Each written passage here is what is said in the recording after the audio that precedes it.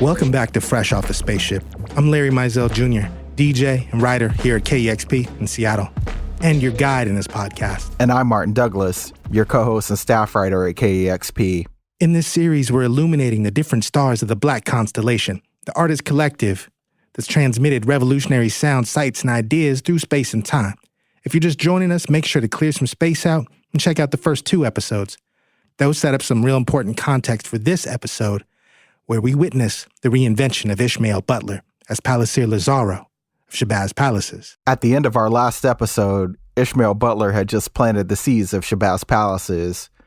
This week, we watch as the musical project goes from local sensation to amassing an international cult following, touring with bands like Radiohead and My Morning Jacket, releasing critically acclaimed albums beloved by some of your favorite rappers, and eventually bringing together the voices that make up the Black Constellation. At the end of this episode, Martin and I will break down some of the themes we find coded in the music and lyrics of Shabazz Palaces. But I want to start today with a moment in the story that has particular significance to me. Seattle, it is about that time. Deuce 8, 23rd, Union and Jackson, Cherry Street, MLK, Rainier to Henderson, Valley Dudes, CD to the South End, T-Town on the check-in, L City, straight to the up top. It's Sunday night in the big town, overcast and raining in the place to be. 90.3 KEXP in a class by itself. Giving a shout out to Super D and Patrice holding it down at Good Hair Salon. What's up to Naoka on the check-in, up on the hill. All the Slice Boys keeping it fresh at the barbershops. Yes, y'all, getting into some local boys done good. Shabazz Palaces, telling all the big heads that you better break bread. I'd never heard anything like this before. It's 2009. I was hosting Street Sounds on KEXP. It was my first year being on KEXP, and we were hosting the very first performance of Shabazz Palaces that anyone had ever heard. Ishmael, Tendai, and Dougie were performing songs I had just recently become utterly obsessed with live before my very eyes. There wasn't a photographer. This was before we had started doing video of all of our guests, before we had a billion views strong YouTube channel of live performances. Myself and the engineer in the booth that evening were the only ones who were seeing what was happening. The birth of Ishmael's second life. Due to the fall and collapse of the fly body so-called ballers who rap, I twist my bass till the stack don't stall so it's not too far through the track. To be an MC is a pack, not an act, and in fact it's an honor react to. Styles they'll charm you, they whack but dance cause we way bomber than that.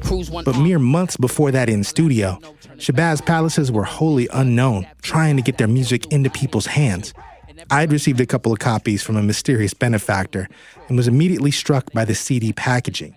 These beautiful handmade cardboard CD cases with these collectible embroidered patches glued to the front. Just beautiful. Really a physical embodiment of the group's outlaw mystique. I'd later find that Ishmael and his daughter Dania were assembling those CDs by hand at home. Those 2 EPs, Shabazz Palaces, Eagle Soars, Oil Flows, and Of Light, were at first only available directly from the truly mysterious Shabazz website and the local boutique Retail Therapy. Ish, looking to get the EPs into more stores in town, pulled up to the sadly now gone Queen Anne location of Seattle's beloved Easy Street Records, a block from where KEXP sits today.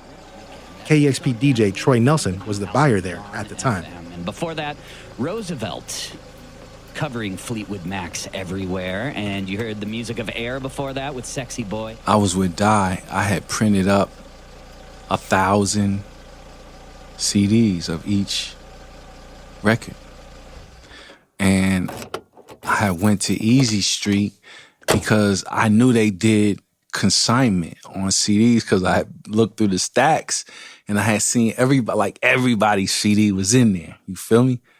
And when I went to go to the counter, it was Troy up there, and he was like, all right, yeah, I'll tell you what, leave me one of each. I'll listen to it and see if we want to sell it. And I remember thinking like, man, the shit I seen over there, like, y'all are just taking people's stuff. Like, hold up, there was a process and shit. So I got kind of like tight at him. You know, I was like, yo, what was this motherfucker like? You know, like, he got to listen to I was like, man, I took all my shit. I didn't leave him. I didn't leave him, you know what I'm saying? I'm like, man, yeah, all right, homie.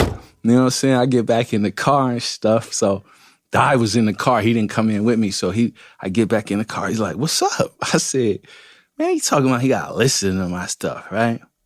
So we sat in the car. I didn't pull off. And we sat in the car for a minute. And I thought about it, you know. I said, you know what, man? It is what it is. You know what I'm saying? Don't be no prima donna. You know what I'm saying? Do whatever you got to do. So I went back in there, and I remember saying to Di, I got to grow up. You know what I'm saying? When I hopped out the car.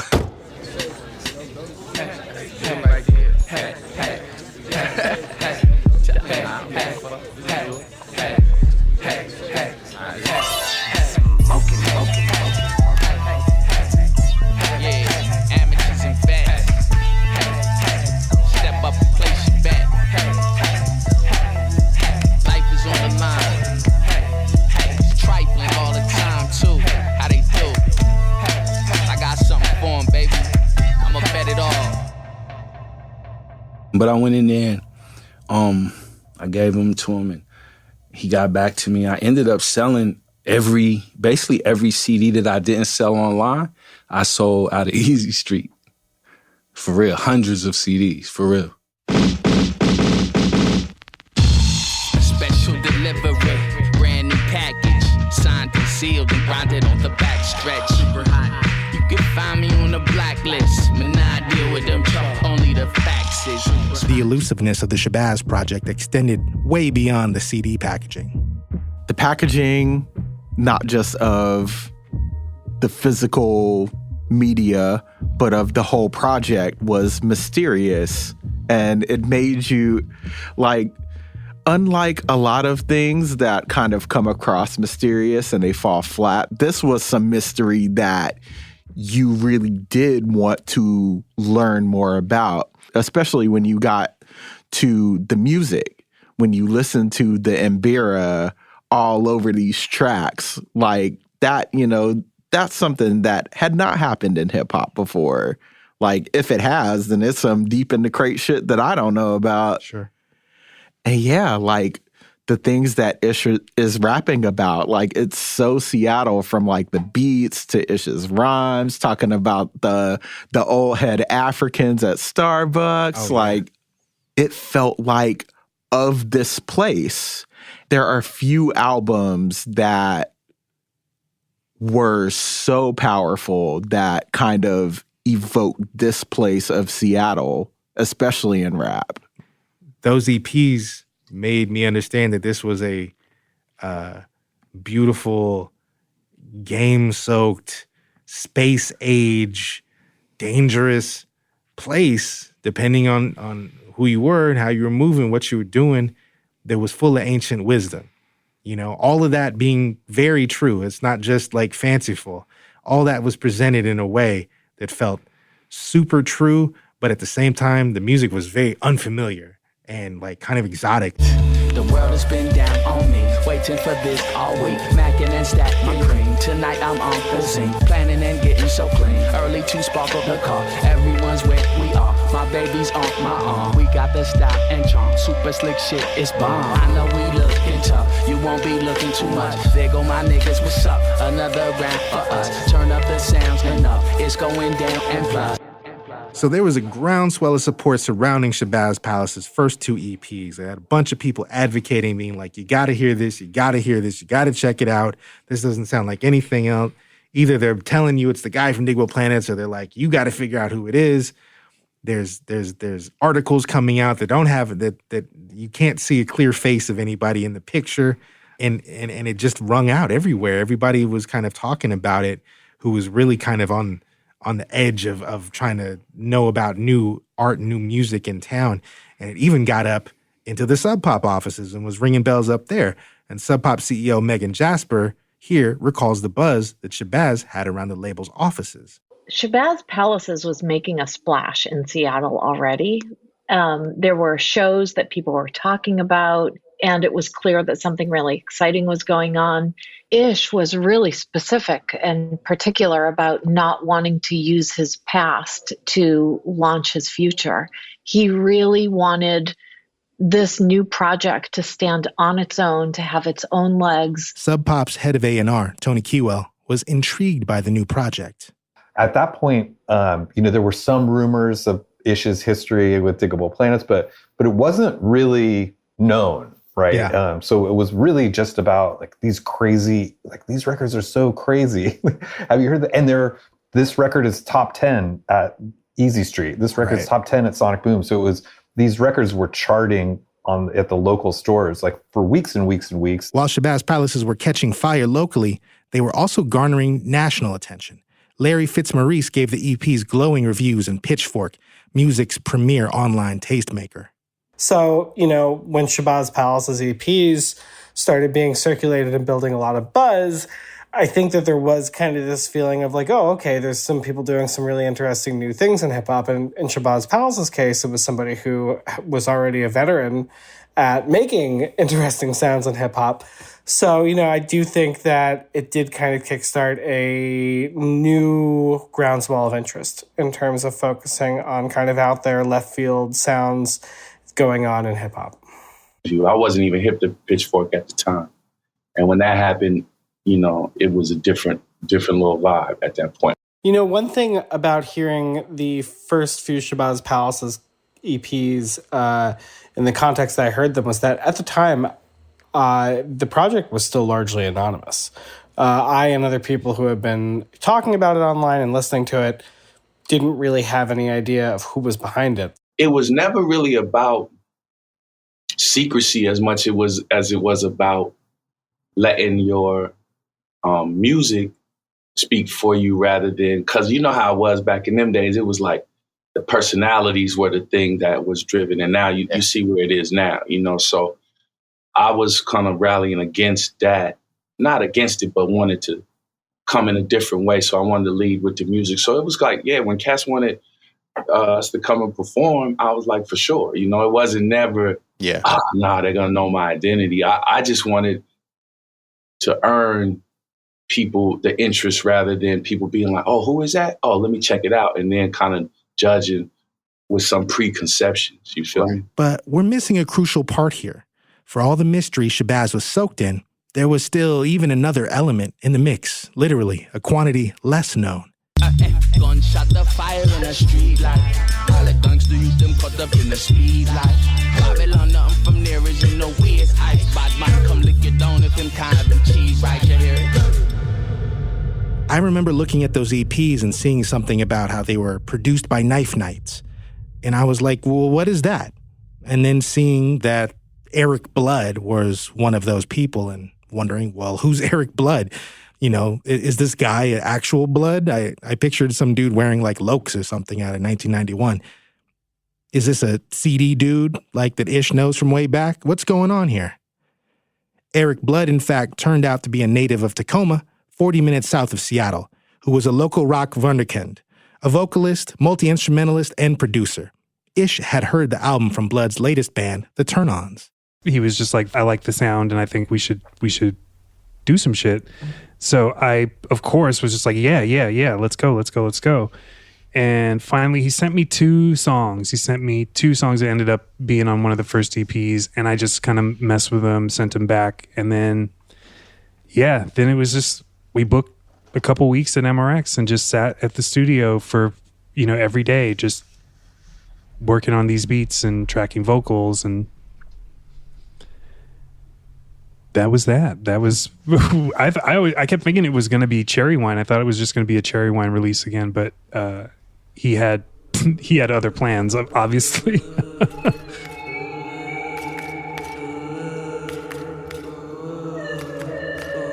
Things seemed like they were getting serious with Shabazz Palaces. Shabazz had started working with Jonathan Moore. And Jonathan was an MC, DJ, producer, promoter, everything, plus artist manager, who had helped build the Seattle hip-hop scene as we knew it, with his own group, Source of Labor, and his company, Jasiri Media Group. He was really instrumental into bringing hip-hop into the town's wider music scene. Everybody knew John, a.k.a. Wordsayer, the mayor of Seattle hip-hop, and anybody in the hip-hop scene who was really doing something had worked with John. Not long after that, Shabazz's first live show was booked The word went out. Posters went up of a sword-wielding figure on camelback. Shabazz Palaces' first official show at the club, Numos. It would be the first week of January 2010. The very first ever Shabazz Palaces show was the stuff of legend in Seattle. I mean, I remember the excitement, the electricity around it. There was steam rising, it felt like. And Ish and Di comes out. Ish has got this turban, kind of a head wrap. He's got some big mirrored glasses on. You can't really see his face. There's a couple dancers who come out. And it was just kind of a setup I'd never seen. Him rapping, him with the laptop and some samplers, and Tendai playing, Bira and the congas. People had their phones up trying to catch video of this new paradigm.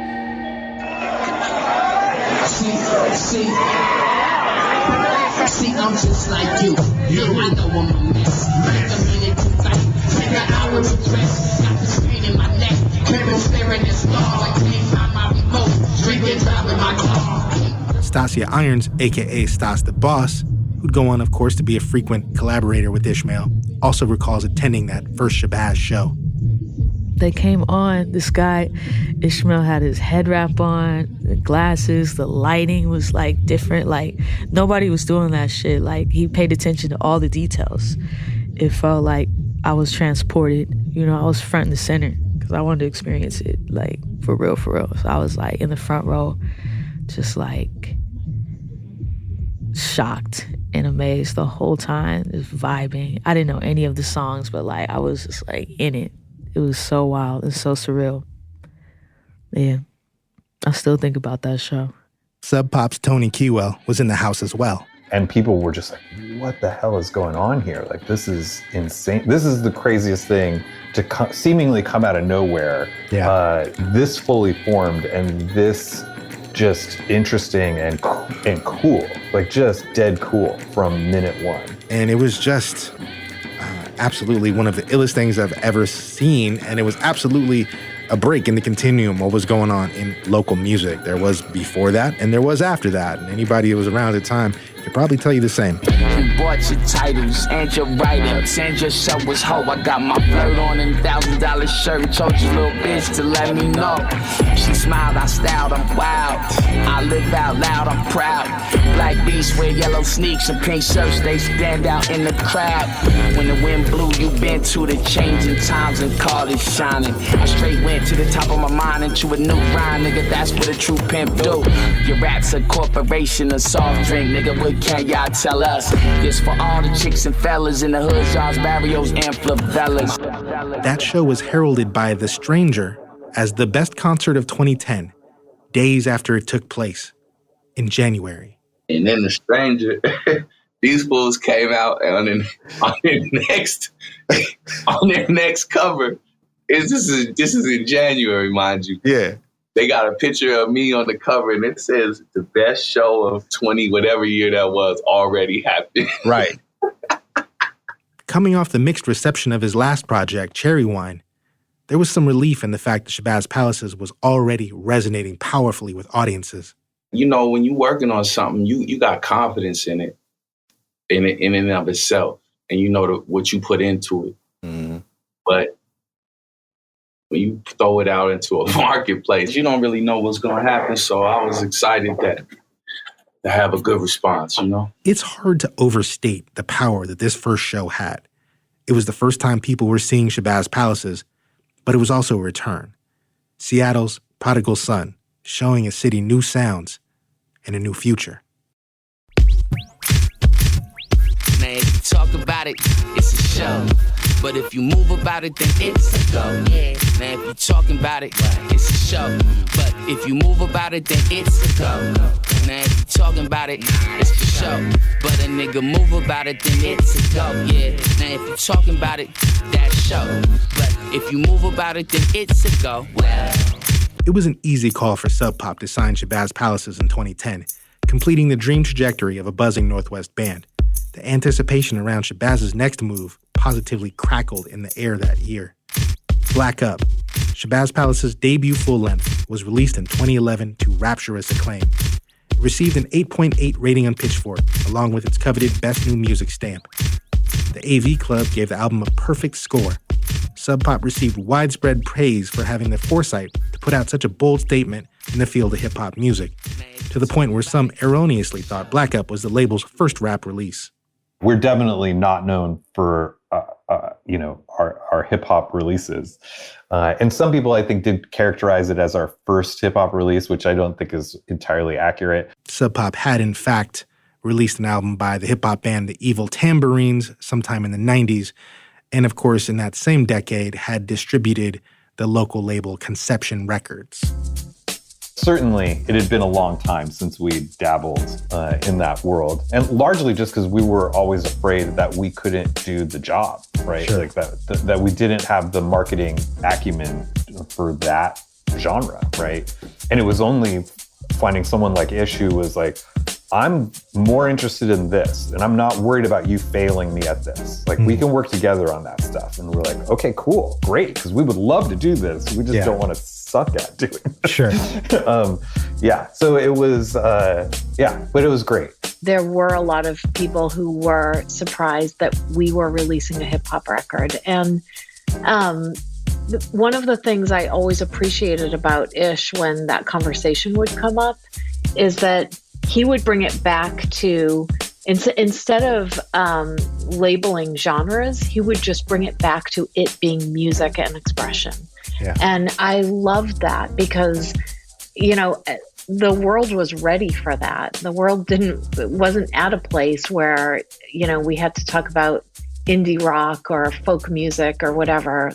We were listening to all sorts of different music, all sorts of different genres, and it was music.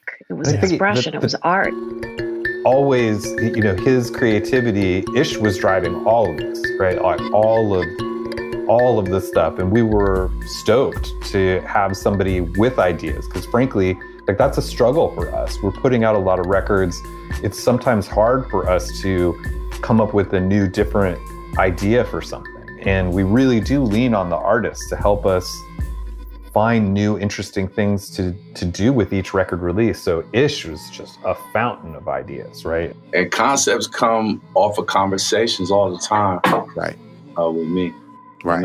With y'all. You know what I mean? Like, I can take stuff like that and go off into my creative world with a lot of material and a lot of things to draw from, just based on talking. When Ish first came to Sub Pop, it was kind of a trip because he's not really a quiet person all the time. He's a really good listener, but it's not like he shies away from sharing his thoughts or opinions about anything, but he was really quiet, and I think he was just really taking everything in. And when someone's quiet, you don't totally know what they're thinking. Yeah. And so I just remember thinking like, oh my God, I hope he's having a good experience here. And I'm guessing he did, because we were so lucky to have Shabazz sign with Sub Pop. In a 2011 in-studio here at KEXP, Ish talks with our own Cheryl Waters about signing to Sub Pop. What drew you to Sub Pop?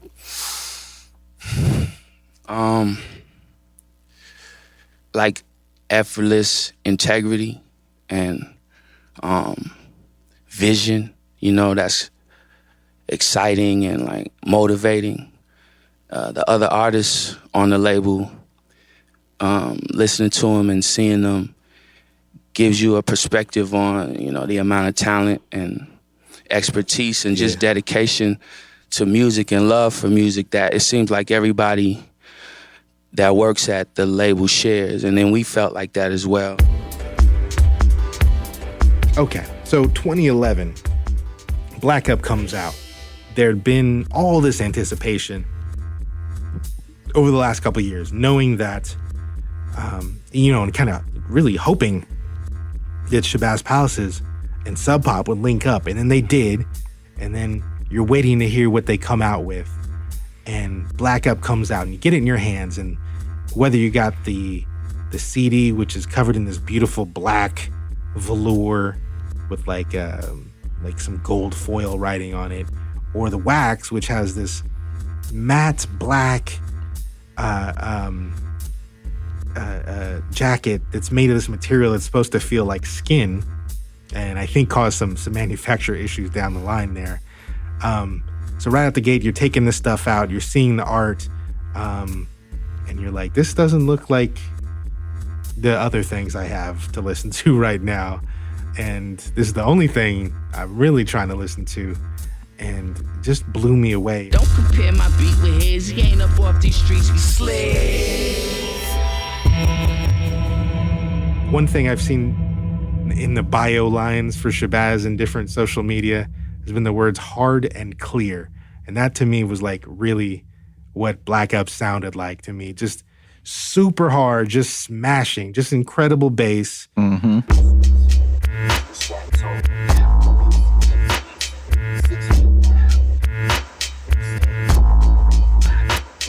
Just cracking and just really clear, just really cut through a lot of muddy communication, thought,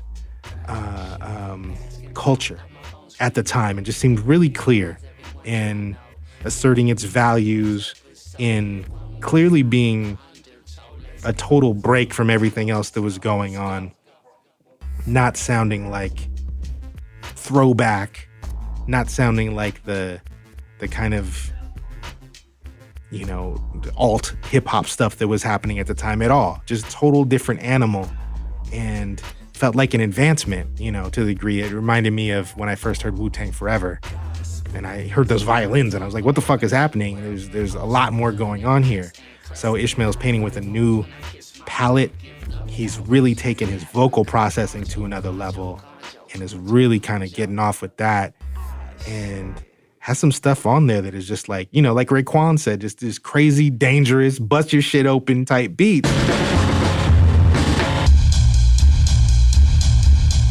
Black Up was presented with a striking visual, a short film by Seattle native Khalil Joseph, who'd go on to direct videos for artists like Flying Lotus, Kendrick Lamar, and of course, Beyonce, as the primary director of her acclaimed Lemonade film.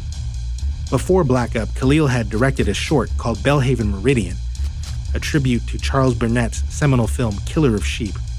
It starred Ishmael and featured 2 songs from the EPs.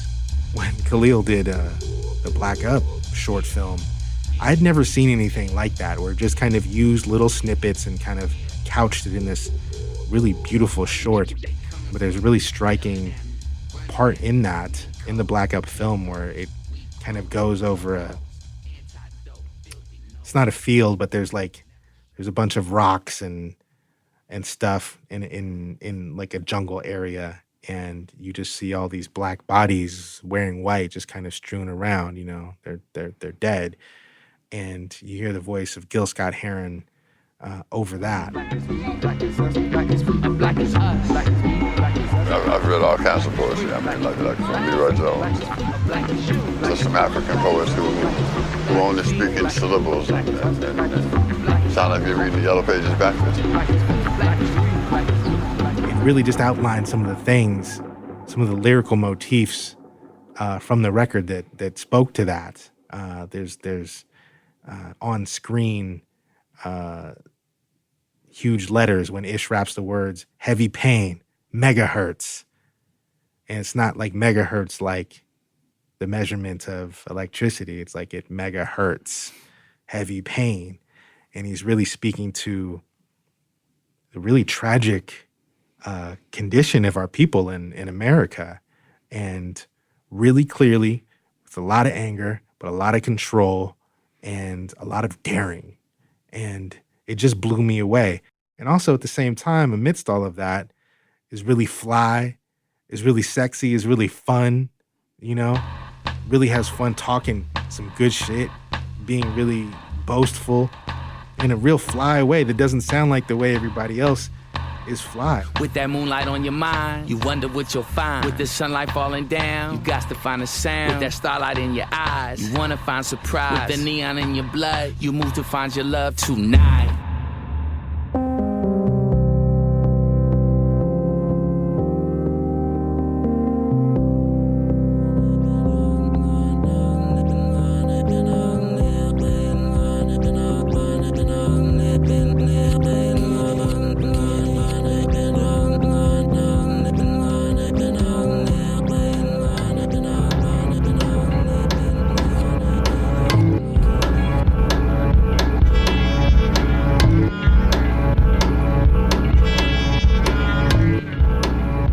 think to me, and I've thought this from the first time I listened to Black Up, is that it is rap's Kid A.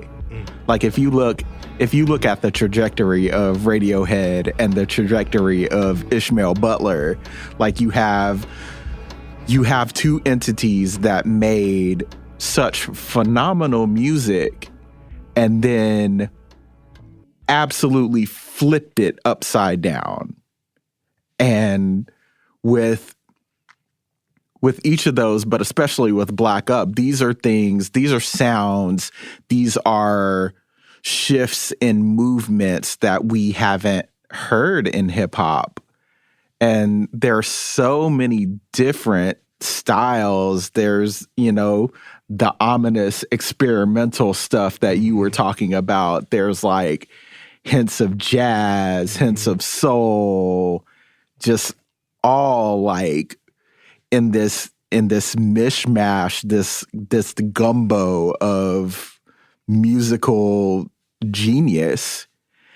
And so for Black Up to, be kind of like that cult phenomenon that you were talking about, like it's one of those things where I feel as though people they tend to conform to things a bit. And so when something is new, and it's another point that you brought up, it's the burden of being first. When something is new, people are like, I don't get this. What's with this? What's with this guy? I can't conform to this. Yeah, exactly. I don't even know what it is to conform to it. So it's a threat, and I'm supposed to conform to this other stuff. So I don't want to look crazy. So yeah, people definitely approach it from that place. Yeah, and maybe one day it will be regarded. Black Up will be regarded as the genre-defying classic that Kid A was, because obviously Kid A reached a phenomenal critical reception. And yeah, Black Up was critically acclaimed, but it felt as though it was very contained. It wasn't like this explosion where, like Radiohead is like... They're the biggest thing in the world. Yeah, exactly. They were the biggest thing in the world already. Yeah. And then they flipped the table over, and that made them even bigger. I think that, that probably has a lot to do with just the industry, kind of flipping the table over and doing something completely out the box is not going to make you the biggest thing in the world doing hip hop. You know what I'm saying? And flouting people's expectations and all of that. It's not always a winning formula.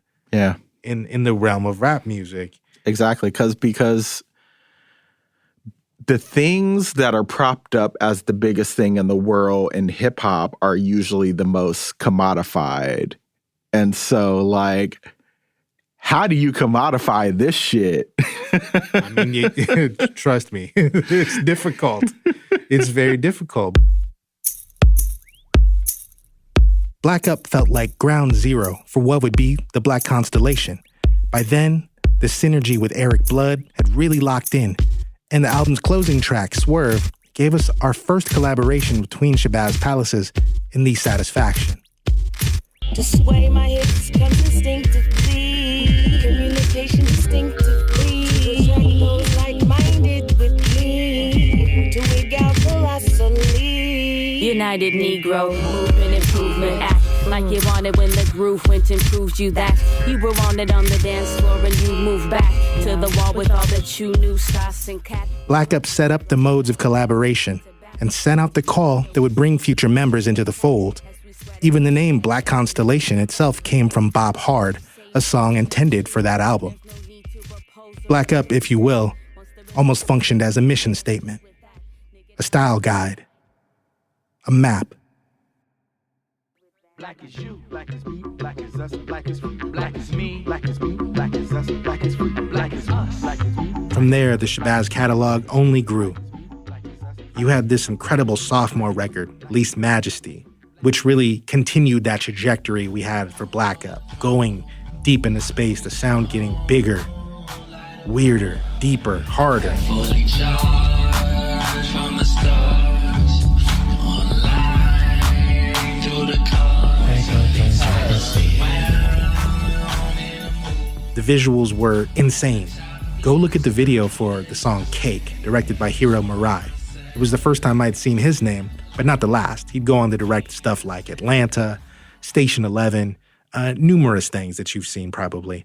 Berlin, Detroit, Calabar, Momar, Dallas, Atlanta, O-Town, Addis, Gaza, Ramallah, Seattle, Neptune, Tunis, Larry, Trina, Mogadishu. A few years would pass, and then Shabazz would drop a couple records in short order. The dual space-gazing worlds of Quasars.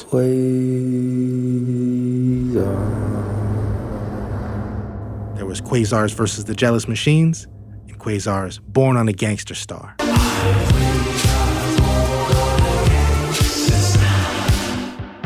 And then there's their latest, The Dawn of Diamond Dreams, one of my favorite Shabazz records. High art, my bros tear the form apart. My phone's really not that smart. I identified the narcs. But beyond the sounds of these records, Ish's lyrics have confounded listeners, sparked speculation and intrigue around their themes.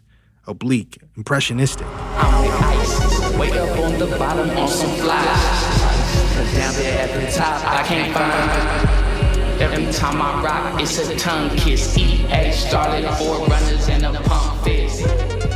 It's getting back to what you said about him being interested in other perspectives of his music. Yeah. Because he says, I can't explain it with words. I have to do it. Right. And, having spoken with Ish, in an interview capacity and like trying to get into like what goes through his mind, like I can say firsthand that he doesn't think about what he feels in the song, what he's putting into the song. He's just putting it into the song, and he wants the listener to feel and engage and think and process everything he's putting into it. It seems like an intrinsic process. It seems like something that is cellular, that's almost psychic, that comes out of him. And, the kind of stuff that psychic energy, like people can feel that. For sure. Ish keeps alive a tradition, I think, that is super crucial to the culture that is being lost in the days of, add to cart, annotate on Genius, explain everything to death, full messy disclosure on the internet at all times. And that's coded language and means of subverting authority and connecting with the people who can understand what you're saying. I spoke with Mekoyo Ali Barnes, the artist, filmmaker, and Constellation member, about this in our interview. There's something nice about codes, and I think there's a lot lost in the now because so much of the code is often given up. It's on genius.com. Oh. Right on. And it's funny because that was the function of Songcraft at some point. Mm-hmm. Here's a code to literally get your ass free. Yep. Absolutely. They're not supposed to know. Mm-hmm. They can't crack this. And again, to not frame it from that space of those codes may have been the thing that communicated with something interstellar. And yes, absolutely. The coded songs of, people in bondage is a very real part of our history. But simultaneously and previous, there were, means of communication with other realms, So yes, get yourself free, both literally and, on more esoteric levels. When people talk about Ish's lyrics, Shabazz Palaces stuff, it's always kind of referenced how spacey and cosmic it is, and all that is there, of course. Sci-fi themes, really futuristic stuff going on. But the part you can't miss, and that is there from the very beginning, the first lyrics you hear on any Shabazz Palaces music, it's street stuff. You know what I mean? He's really speaking to where he's from in a really tangible, encoded way. And he just kind of really speaks like Seattle CD better than just about anybody. He really keeps it alive. You know, when you hear him say stuff like safe to say, you know, that's real Seattle game. That's what cats say or used to say, you know, older heads. So he really kind of keeps a really like icy Seattle street menace that I don't think a lot of people know is present, but is very tangible in Shabazz's music. And I really, really appreciate how he keeps it alive. I think about his line from the EPs. We ride around the city like ghosts. Why would I tell you in a song where the toast is? Float round the town like ghosts. Why would I tell you in my song where the toast is? I scope out your motives, keep you in focus, then blah, and behold this. His very seasoned game really stands out amongst younger heads who indict themselves at all times in their own lyrics. But I guess that's encouraged the way that we engage with technology and social media in particular. And that's why he, in particular, has been very distrustful of it and made songs thinking about its effects on our psyche. Behold the soft cyber caress, my television, who's my lover.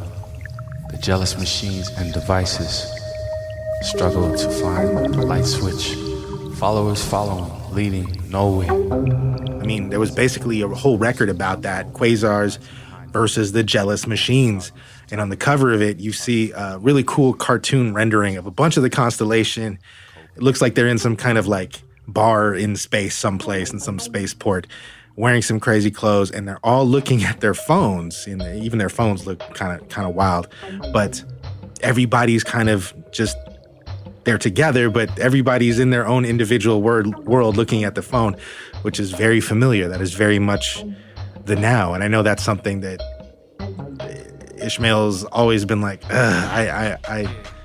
this phone offers a lot of access and you know, shows me a lot of things, but it also like drains my time and my attention and my ability to, you know, communicate, even though it's supposed to help us communicate, right? Yeah.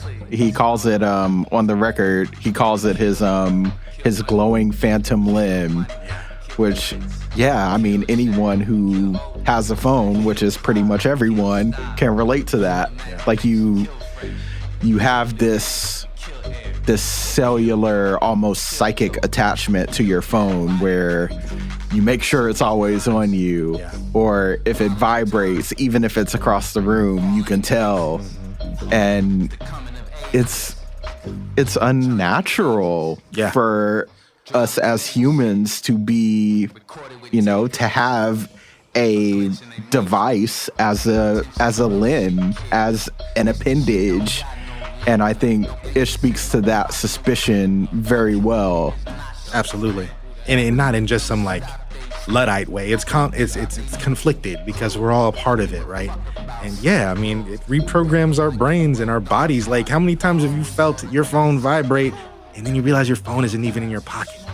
Mm-hmm. Like, that shit is crazy. And so just thinking about how, you know, who knows what's at work there, stuff that we don't even understand. Shabazz speaks to that really well. In a KEXP in-studio session from 2017, Ish spoke with Constellation member and Street Sounds host at the time, Stas the Boss. What's it like on the Gangster Star? Who are the rival gangs on the Gangster Star? It's not the Crips, but they do wear blue. Okay. Sharps. Out in the streets. Murderous mentalities. Unofficial, unimaginative, provincial thinkers. But we expand them now. We tend not to think about them that much. You know, we always got our head to the sky, looking towards the light and bringing it with us when we arrive and trying to jump on the moment and expand it out, push it up a little bit. What do you do when you're not on your phone? I really enjoy life, you know. I smell more things and see more things and use my senses more like I feel like I should, you know? I brought in them. This idea of life versus machine, Ish and I spoke further on this in a recent interview. How about getting back from touring with Least Majesty, he felt a major shift in our relationship to technology. I think maybe I was like just feeling how the devices have really tipped the scale, you know what I mean? And become, you know, a lot of people think like when the machines took over, it was going to be like automated machines come into your house and attack you. But it's more like, can you live without this thing? Or if you don't have it, what can you do now? And it's well beyond the point of being able to live without them and shit, so. Feeling for my phone, I was my glowing phantom limb. Orchids in my room, I'm staring at the sun. Passwords pile up and so pulling on my gun, holding to the air, but nothing could be done. Despite all this, Ish remains a technologist nonetheless. Technology to me, because I don't really understand the inner workings of it, it's magic to me. And I'm able to operate and get around on it and like get my ideas out. And that's the cool part about studio stuff to me. Expeditiously being able to do things, affordably being able to do things, high quality, being able to do things, morphs and expansions on ideas that push and make you have different ideas and hear things in a different way. On down to sort of the, you know, proliferation of product online and on social media. Like all of these things are magic and fascinating to me. But they also signal an end to a certain aspect of humanity that I remember, that I grew up on, that I was reared on, that's near and dear to me, and it's difficult to see vanish for something that to my generation seems superficial, which is proliferation of your own image and allowing yourself, volunteering for different types of judgment, and then those judgments mattering to you not only in the physical world, monetary world, in the marketplace, but in your mind, in your heart. So, you know, it's a monumental invention into the arc of humanity, you know, and I think people feel all kinds of ways about it. I know I do.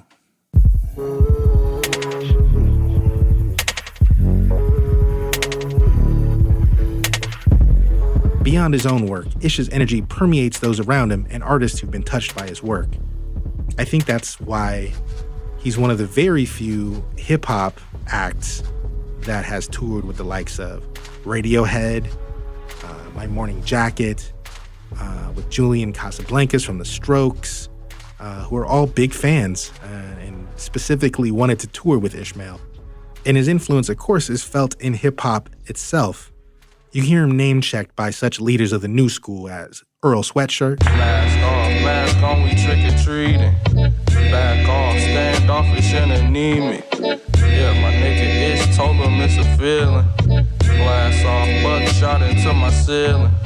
A$AP Rocky, I find it hard to find actual talent. I find it hard to find an actual challenge. Unlike Shabazz Palaces, last acid hit, elaborate, rap labs, labyrinth, word to Kodaks, Blacks, Lazarus. He's collaborated deeply with Flying Lotus and Thundercat.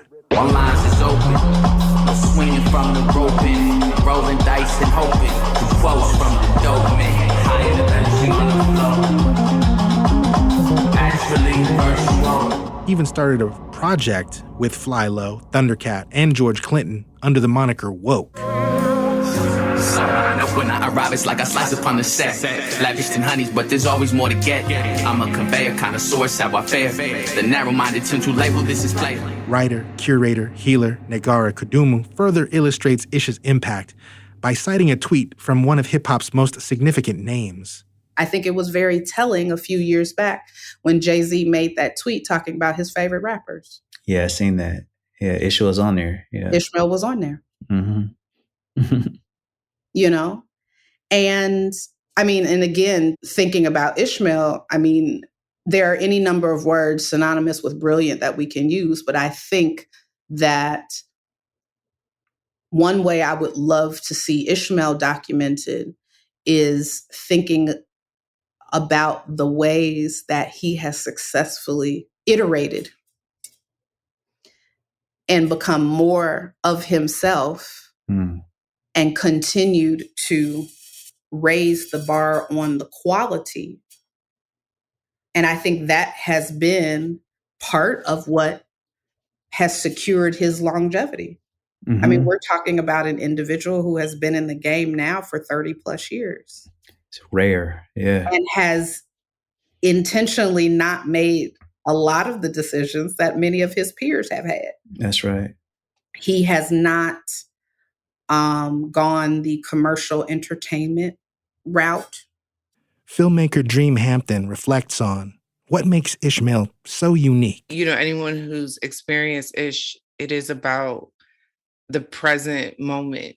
It's one way to live your life. It's not the only way, but it's like, I would say, you know, a really profound way.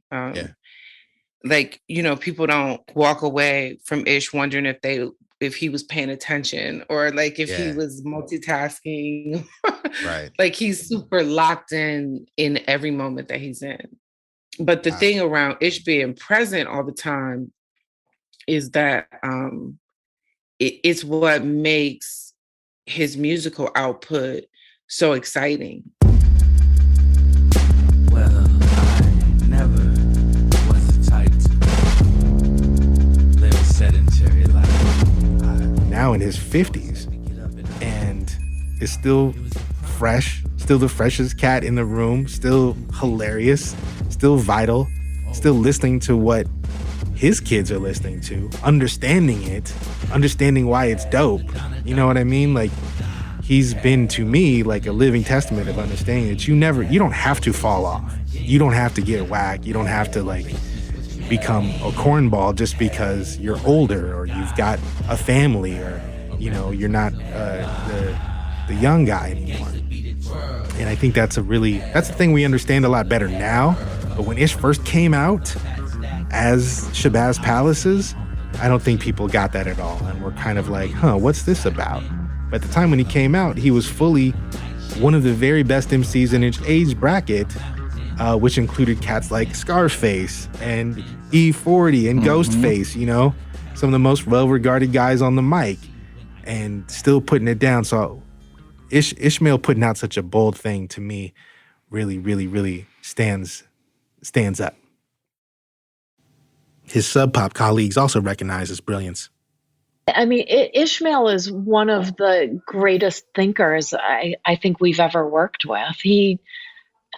I always say it. I mean, it's cliche. It's like he doesn't think inside the box because there is no box with him. He's just so expansive in every single way. His kind of expression in art it's so layered and it's so deep, and there is so nothing linear about any of it. He sniffs out corniness like faster than anyone else on the planet, right? Like he just, and has zero tolerance for it, right? Like the intention is all, I feel like, with him, because his intention and what he believes is the role of an artist, right? I think he takes that very seriously, like what you're meant to do if you're an artist and you're saying something. And part of that is to push the boundaries of what art is and what art has done before.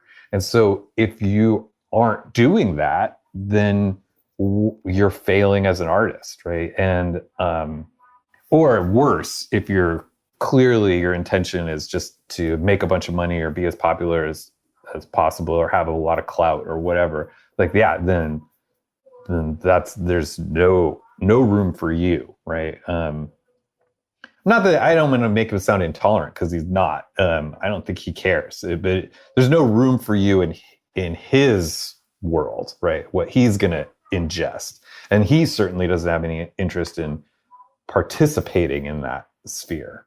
That's the sort of thing that, you know, everything you do should be in, you know, in building the brand, you know, like, and when you're not, it's a missed opportunity to do that, which is a missed opportunity to basically to make money, you know, which I always felt like that's a cool concept and I get it. But I always felt like the fact that every single person wanted to subscribe to it was weird, because in this field of creativity, you would imagine that everybody would have their goals, but get to the goals in different ways, you know? Right. So the notion that every person wants to the same thing and wants to go about getting it the same way, that doesn't seem authentic to me. So whereas I respect that way and I understand it and stuff like that, I just never subscribed to it myself. Not just the artist on the roster, Ish joined Sub Pop as part of their A&R team, signing the likes of Porter Ray, Cartel Madras, and Uno.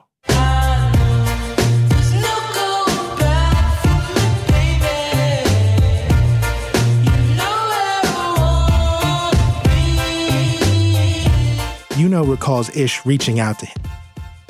We were talking about that. I don't know exactly how he found my music, but he just messaged me on SoundCloud one day and said he liked my music and told me he was working with Sub Pop.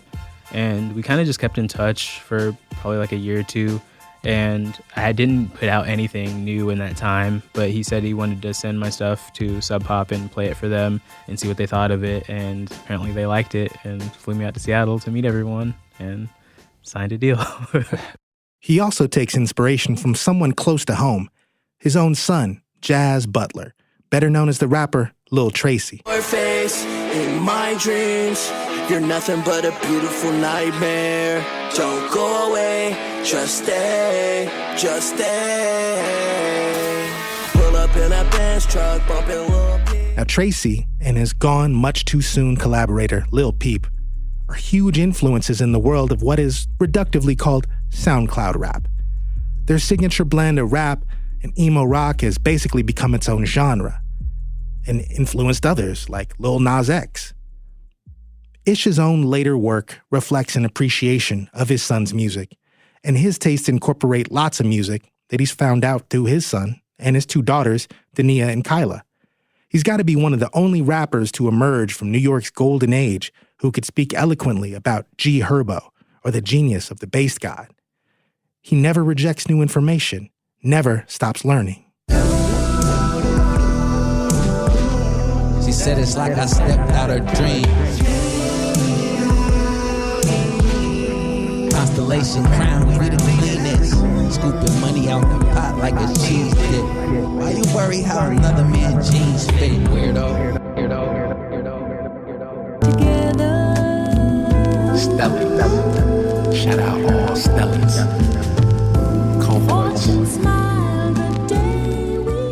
As much as Ishmael's influence has been felt in ways that are seen and unseen, one of the biggest influences on him that keeps him relevant, of course, is his family and his chosen family. There's a feeling, an outlook that binds the constellation. It's a way, a common instinctive drive that they share. And it was Shabazz's articulation of that served as the call that rallied them together. You Stelly, right? Yeah, so I feel there's the family that you are born into, your blood relatives, and then there's the family of people that you meet throughout your life that you somehow, through the force of nature, were drawn to and around and stay around. The sort of nature of the relationship will change, just like everything in nature does. But there's an underlying bond that even out of contact with the person that you have that relationship with, that familiar relationship, they still play a factor in your daily life on the way you react to things and your decision making, because you're conscious of that person and their energy and their thoughts and the times that you was around them. So you support one another whether it could be really physical, but also it could also be telepathic in a way, you know. But the bond is not really something you can explain, but it's something that you find in life. It's the jewelry of life, really, that you stumble upon people that become your family, you know?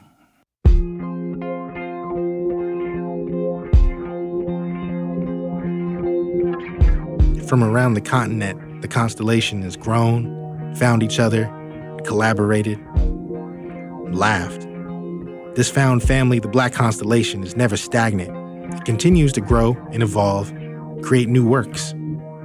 So to find myself amongst these people and their families, the ones that brought them here and the ones that they brought here, you feel me? Like all kind of interconnection. Again, it's age old, but at the same time, it's a revolution. It's a new, always a new thing, because through instinct is originality, you know? So everybody with that confidence that's being sort of bolstered up by the cats that surround you to do your thing and feel good about it and take chances and all that, those cliche kind of things.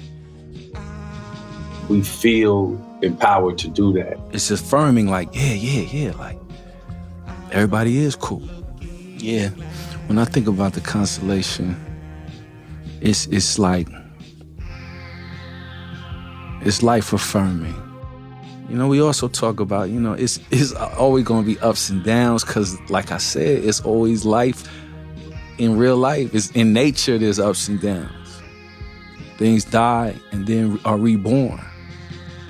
But, you know, you grow and you do all that kind of on the same fertile ground that we all sort of ended up on. So, yeah, it makes me know that it's a groove, you know, like, and you could find a groove.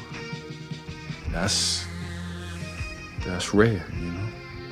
When talking with others about Ishmael Butler, the word rare comes up often. I think part of what makes his energy unique is that in a time when our attention is constantly being tugged at, Ish stays present in the eternal now, responding and creating, first and foremost, from a place of pure instinct. I don't know where I learned the notion that through instinct comes originality. Like if you can go from your instinct to the finished product without filtering it through a whole bunch of other considerations that come from the outside, that's when you had the best potential to be original. Mm. Which to me, like when I hear something that's original, that's what really gets me going. You know what I mean?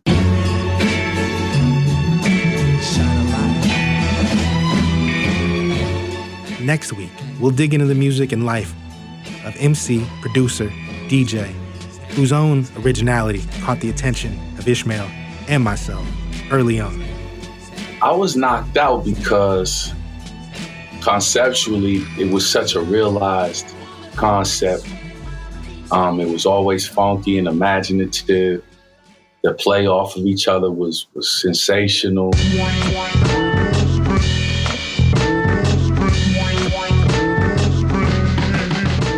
Join us on that next episode for the story of Stas the Boss. Oh, I want to be on and popping right now. I don't want to be remembered. I want like a continuous like stream of like y'all fucking with me, because everyone says that, oh, they're gonna in 20 years from now they're gonna put these out on it. You guys are gonna blow up. You're gonna have like a second, a third wave. I'm like, nah, I want it now. You know. This episode of Fresh Off the Spaceship was written, produced, and edited by Martin Douglas, Janice Headley, Dusty Henry, Isabel Khalili, and myself, Larry Mizell Jr., with crucial guidance from Reka Murthy. The audio production by Julian Martlew and mastering by Matt Ogaz. We just want to thank Sub Pop Records and all the fam in the Constellation who've given us permission to feature their music in this episode. Money. And we want to thank you, the listener. My name's Isabel Khalili. I'm one of the folks who's been working on this podcast, and I'm here to remind you that KEXP is listener funded. That means that the freedom we have to pursue projects like this podcast comes completely from the support of our community. And if you're here with us now, you're part of that community. So if you've enjoyed what you've heard so far and want to support the show, you can go to kexp.org/fresh. A one-time gift of $35 can make a huge difference. Or if you prefer to show your support in a different way, it would mean a lot to us if you shared this podcast with someone you think might enjoy it. And of course, leaving a rating, a review really helps other people find the podcast. So thanks again, and hope you can join us on the next episode to learn more about the artists of the Black Constellation.